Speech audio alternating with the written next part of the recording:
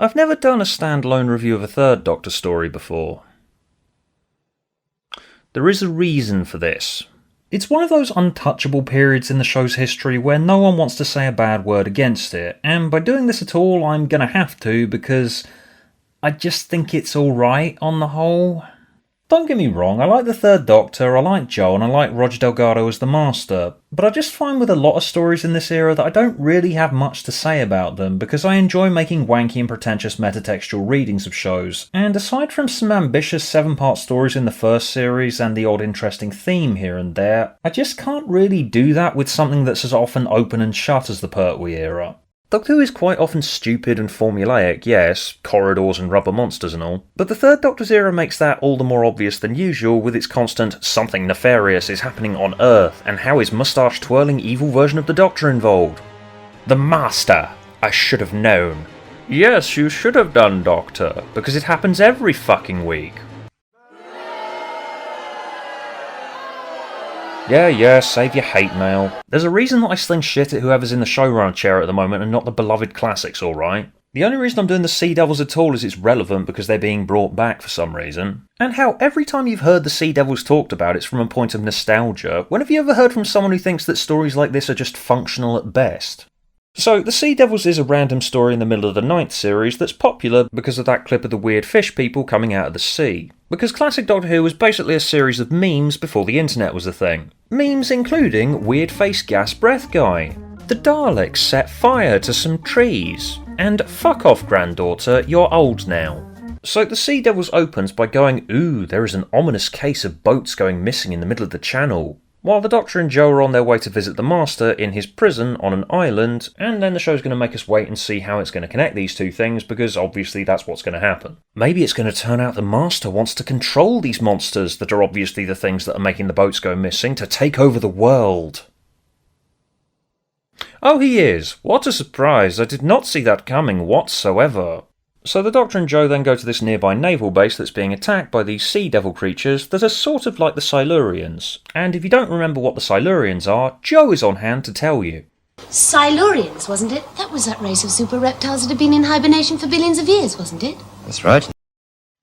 Okay, yes, this is some of the clumsiest exposition that I have ever fucking heard in my life, but in the old show's defence, viewers had no means of watching the older episodes that it's making reference to because there was no home media and repeats were quite rare. And so if you got a sequel episode like this one, essentially constructing blank robot people to just spout bits of Doctor Who lore at each other when the story requires it is kind of excusable. Whereas nowadays, we don't need the Doctor to jabber on about aliens that the viewer can just Google if they need to know this stuff at all. And yet... That was that race of super reptiles that have been in hibernation for billions of years, wasn't it? That's right. Sorry, I just laugh every time I hear that. The Cybermen? Oh, those are those robot people that were engineered on Earth's twin planet Mondas, aren't they, Doctor?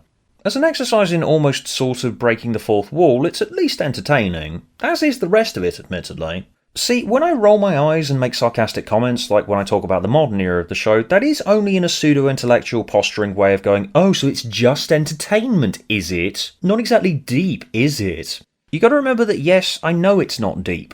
The Sea Devils is a serial made on the budget of a packet of crisps in the early 70s. Sometimes you get gold in this format, but it's not going to be the most groundbreaking experience every single time, and I'm not always going to be able to pull deeper meanings out of it. Sometimes the show is just about a moustache-twirling villain who is evil just because he is, and you're supposed to boo and hiss at him. Still don't see why you want to help them.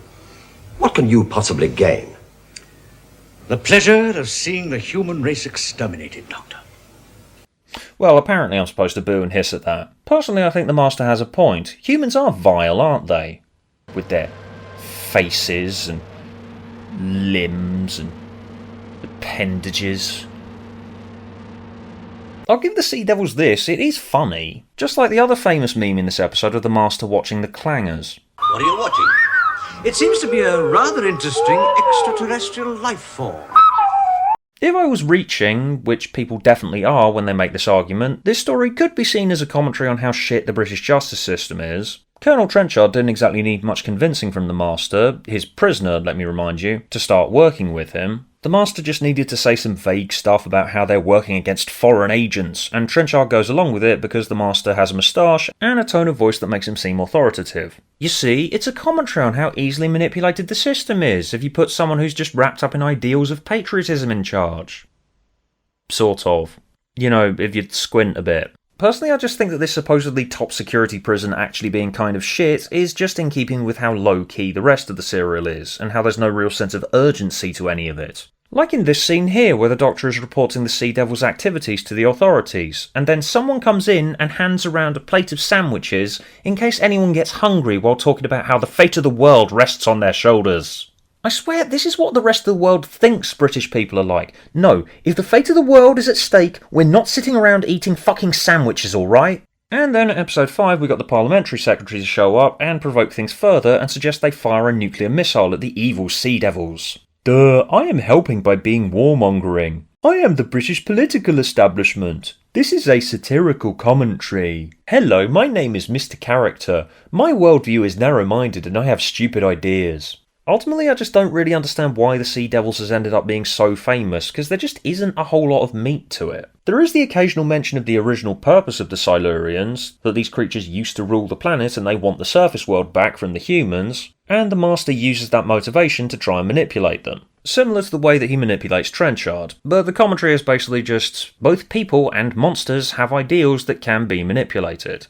And my issue is that this motivation only really becomes important at about episodes 5 and 6. The Sea Devils themselves kind of take a backseat to the Master for most of the story, and he spends the story just chewing the scenery and fighting the Doctor with a sword. Don't get me wrong here, I love Delgado, but I did think this era's decision to have him as this constantly recurring nemesis meant that it didn't really matter what else happened to be in the story, because its focus was always the Master versus the Doctor, and whatever monster happened to be in it this time was just window dressing. The Master versus the Doctor was an entertaining battle to watch over the course of this era, sure, but it meant that aside from the odd iconic moment like the Sea Devils rising out of the water, the individual stories that the Master happened to be in don't really matter that much, because they're not really what this era's about, and that's why I have less of a connection to it. I like individual stories that stand out to me, and the Sea Devils just doesn't. Anyway, so it's going to be fun reading the comments to this one, because I know that most people haven't even been watching this video or listening to the opinions, and I might as well have just posted a 9-minute static caption that just says, "I want to brutally murder your children."